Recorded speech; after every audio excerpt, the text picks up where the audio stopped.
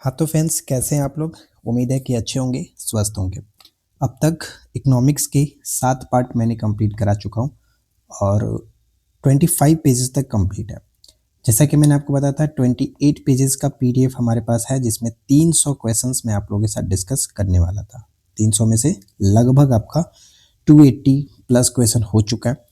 तो ये आखिरी पार्ट रहने वाला है। अगर आप इस वीडियो को एंड तक देख लेते हो तो 300 क्वेश्चन आपके हाथ में है इकोनॉमिक्स। अगर आप इसको अच्छे से पढ़ लेते हो तो डेफिनेटली मैं गारंटी ले सकता हूँ कि पेपर में इससे बाहर आपको कुछ देखने को नहीं मिलेगा, अगर एक बार आप पूरे वीडियो को आराम से देख लेते हो तो।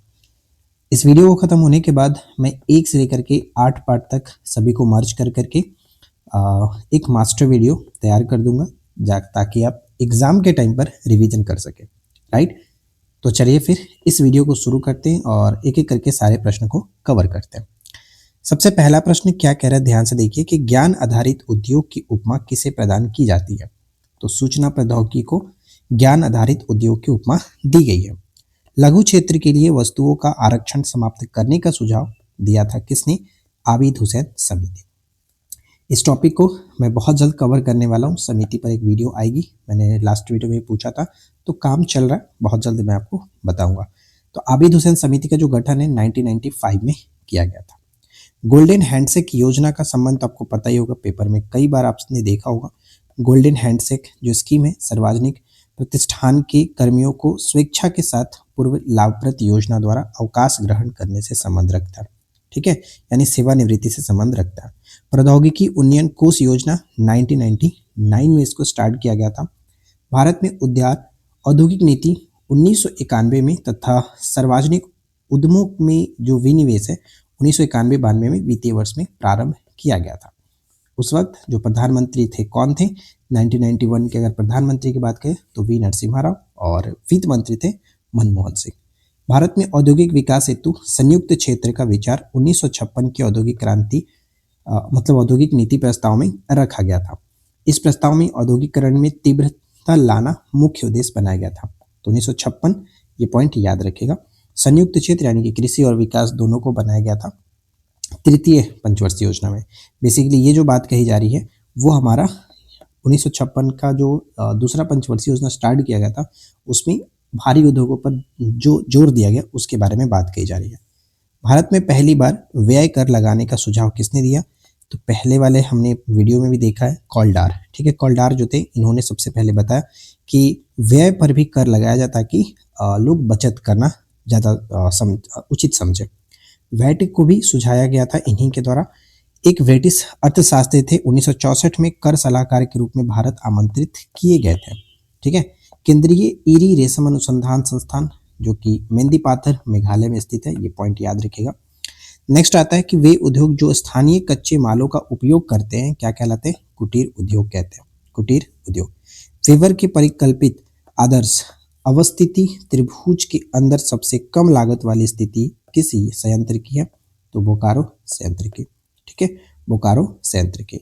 वस्त्रों तथा जूट व हथकरघा सहित परिधान क्षेत्र के लिए समेकित कौशल विकास योजना नाम से एक नई योजना कब प्रारंभ की गई थी?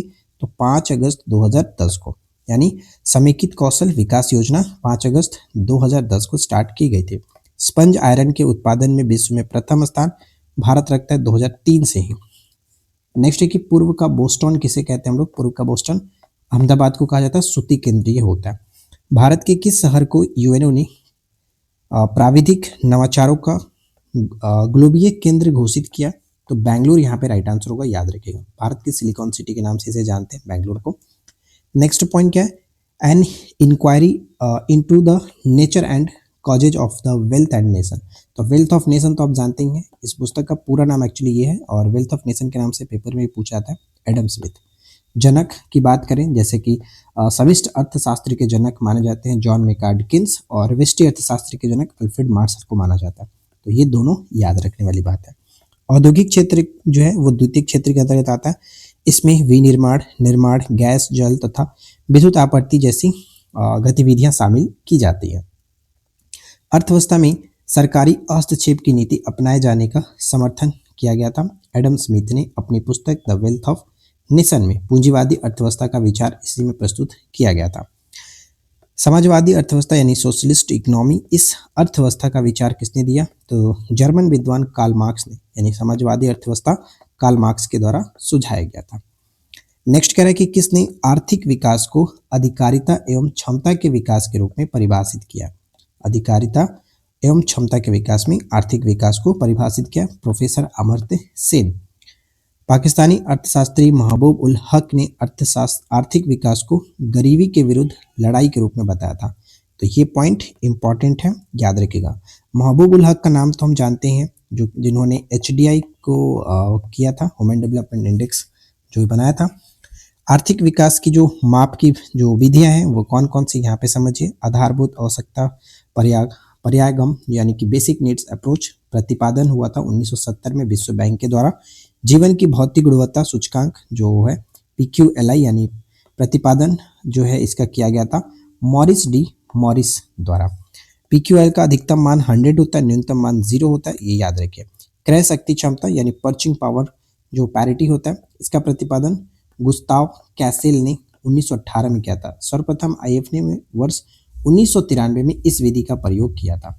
किसका? तो PPP का।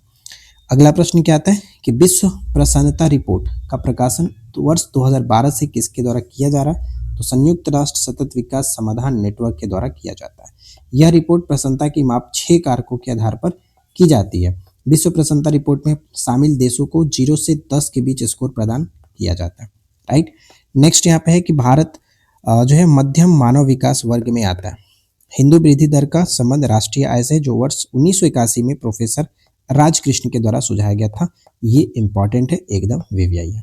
ठीक है, चलिए अब बढ़ते हैं यहाँ पे अपने लास्ट स्लाइड पर, लास्ट पेज पर। पर्यावरणीय कुटनेज जो है कुछ नेट्स वर्क, ये क्या होता है? कुछ नेट्स वर्क पर्यावरणीय क्षति एवं प्रति व्यक्ति GDP के मध्य संबंध को दर्शाता है। तो ये याद रखिएगा, ये जो वक्र है कुछ नेट्स वक्र, इसका आकार कैसा होता है? उल्टा U की तरह होता है, उल्टा U। वर्ष 1986 में क्लब ऑफ रोम में समृद्धि की सीमा की अवधारणा का प्रतिपादन किया गया था। याद रखिएगा, यानी क्लब ऑफ रोम में समृद्धि की सीमा की अवधारणा का प्रतिपादन किया गया था। जनवादी योजना प्रस्तुत किसने किया था? MN रॉय ने 1945 ईस्वी में। वर्ष 1946 में KC नियोगी की अध्यक्षता में एक नियोजन सलाहकार समिति बनाया गया था। ये पॉइंट इंपॉर्टेंट रहेगा।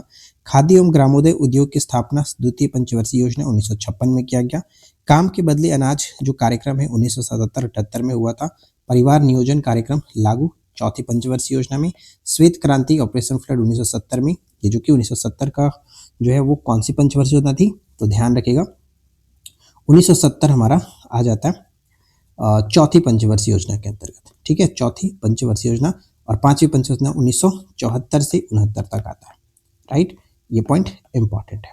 चलिए आगे बढ़ते हैं। नेक्स्ट आता है कि अंत्योदय कार्यक्रम 1977-78 में सबसे पहले आपका ये राजस्थान में लागू हुआ था।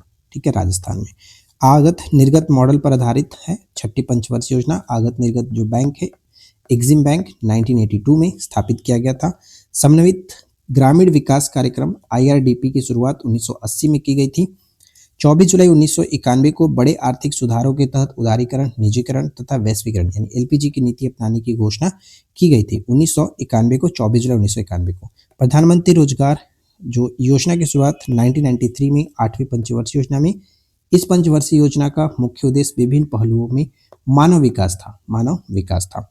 अगला है कि किस पंचवर्षीय योजना का मुख्य उद्देश्य देश में गरीबी और बेरोजगारी समाप्त करने के साथ साथ अगले 10 वर्षों में, 10 मैंने बताया था कि जब 10 कहता है तो फिर ये पंचवर्षीय योजना ही 10 हो जाता है।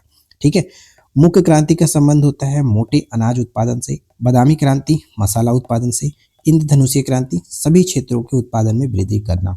हरित क्रांति शब्द जो है सबसे पहले विलियम गॉड ने दिया था और हरित क्रांति के जो जनक माने जाते हैं वो है नॉर्मन बोरलॉग। और भारत में हरित क्रांति के जन्मदाता तो जानते हैं आप MS स्वामीनाथन को माना जाता है। तो कुल मिलाकर ये हमारा 28 पेजेस कंप्लीट होता है। और अगर आपने पूरा वीडियो देख लिया यानी 1 से लेकर के इस 8 पार्ट तक अगर आप देख लेते हो तो मुझे नहीं लगता है कि किसी भी क्वेश्चन में आपको डाउट होगा। बस इस वीडियो को एंड तक एग्जाम में जाने से पहले भी एक बार रिवीजन करके जाइएगा। तो चलिए मिलते हैं नेक्स्ट क्लास में नए टॉपिक के साथ। Thanks for watching, keep learning, have a good day.